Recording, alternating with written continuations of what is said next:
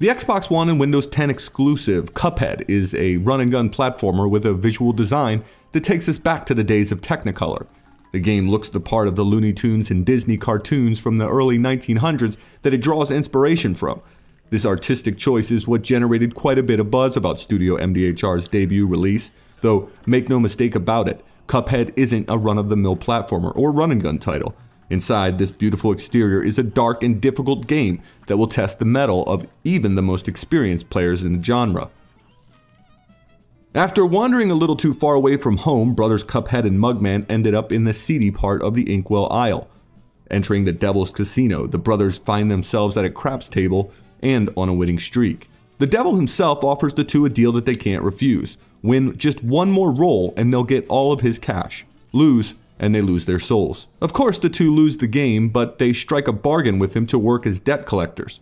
This new employee has them venturing through the Inkwell Isle to collect the devil's due. It's a premise that is unexpected from a game that looks the way this one does. It feels a little dark in spots, a contrast to its cartoonish exterior.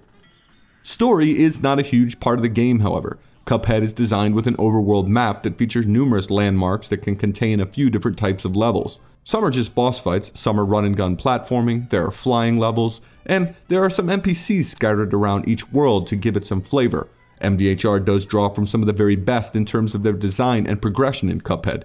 You'll be collecting coins in the world to turn them in for power-ups. You can equip multiple primary weapons, a variety of buffs, abilities, and a superpower that charges as you play. You'll need it all to progress here. The game can be an incredibly frustrating experience, and it's important that people know what they're getting into. Even on the mode which MDHR deems simple, you can still have a tough time as each level pushes you to the limits of your pattern recognition abilities and dexterity.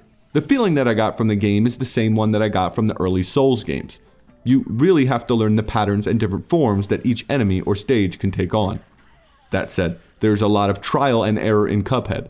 The visual design is so staggering at times that it can break your concentration completely. You'll find yourself struggling just to take it all in, but you'll need to, because there are visual cues everywhere that you need to identify to progress. Without checkpoints, Cuphead can be downright frustrating at times, but for those that are up for the challenge, it offers the same sort of payoff that difficult games of this nature can deliver.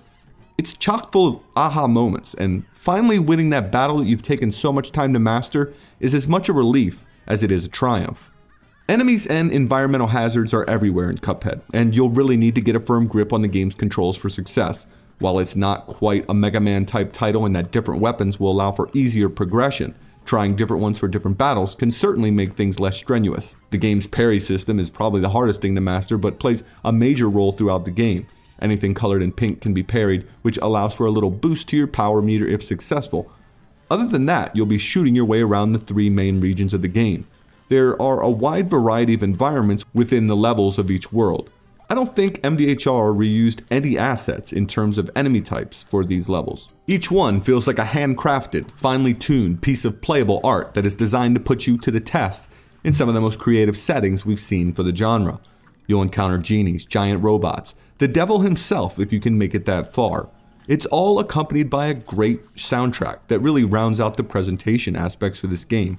If impressive visuals and sound are what you're after, you'll most certainly enjoy Cuphead. You will need to get over that difficulty hurdle though.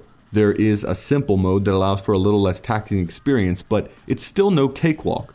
To lighten the load, you can bring a friend along to play as Cuphead's brother in local cooperative play. On the flip side, if you're looking for even more challenge, completing the game will unlock an even more difficult expert mode that is absolutely ridiculous in its challenge. But it does extend the life of the game if mastery is what you're enjoying in Cuphead. The 3 overworld maps will give you new options once you've completed it. I'd say that on simple mode, players can get through Cuphead in around 6 or 7 hours. Regular mode can be a little bit more challenging where levels or bosses can cause many retry attempts. While we didn't complete all of the levels on expert mode for this review, it's hard to say how long it would take to complete the whole game at that difficulty setting. But getting back to the inability to really take in the impressive visuals of this game due to the hectic nature of it, it would have been nice to see some sort of collectibles or unlockables for the game in terms of concept art or other rewards for your achievements. As it stands, the reward is completion and the new difficulty mode. When you dig deeper into Cuphead's development and the small team that created such an incredible game, it's quite amazing what's been made here. This is a game that falls far outside the spectrum of what to expect in terms of visual style and the themes presented within it. The artists and animators, those working on the dastardly enemy AI or scripting, the musicians that contributed this game should all take a bow. The wait was long and now it's easy to see why, but Cuphead is most certainly a must-play title in a year full of must-play games. If you are up for the challenge, it's a feast for the eyes and ears. Cuphead should definitely not be overlooked.